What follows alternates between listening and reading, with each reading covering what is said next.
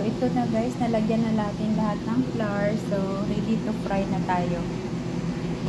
So, ito yung ating oil guys. Mainit na. Ilagay na natin yung ating hipon.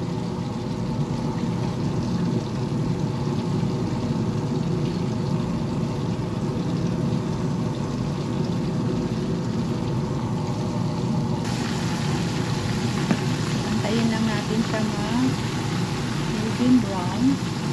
Tatanggalin natin siya sa oil. So, luto na guys. Tatanggalin na natin siya sa oil.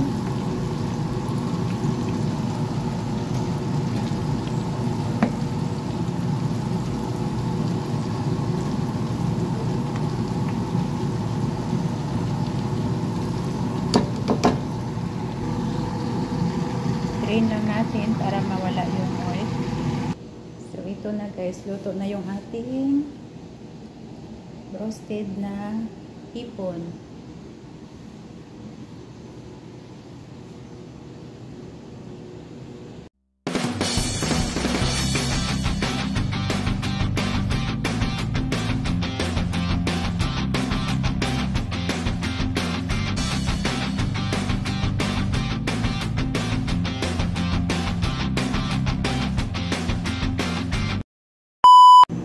Hello guys, mayroon tayong shrimps. Gagawa tayo ng roasted na shrimps. So, ang nilagay ko dyan guys, black pepper, salt,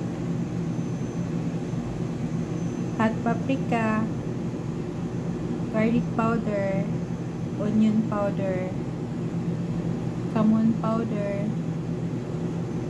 at saka naglagay ako ng Arab spice. So, i-marinate lang natin siya guys.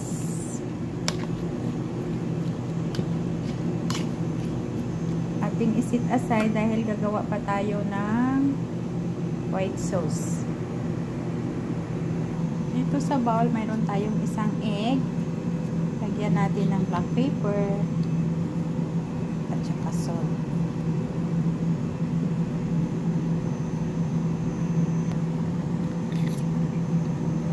Tayo ng isang kutsara na mayonnaise, isang kutsara na cheese,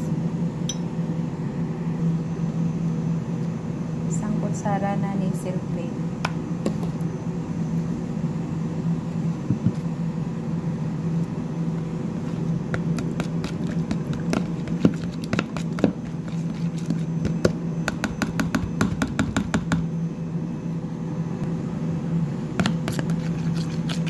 Pag na-mix na natin yung mayonnaise, cheese, at saka egg guys, ilalagay natin yung ating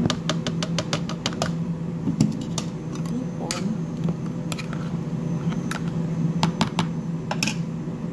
So, takpan lang natin at ating isit aside. After 30 minutes, mag-fry na tayo guys. Ito na yung hipon natin guys.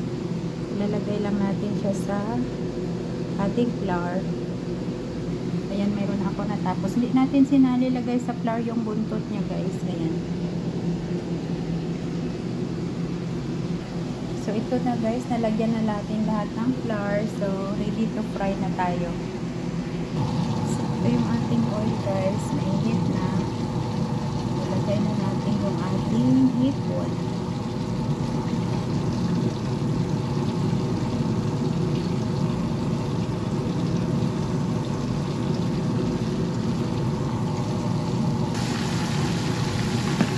Antayin lang natin siya mag-golden brown.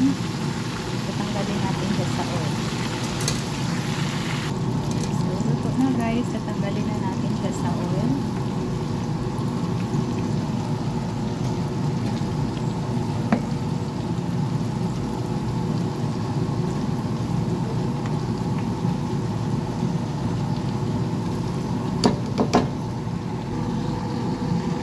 Drain lang natin para mawala yung oil.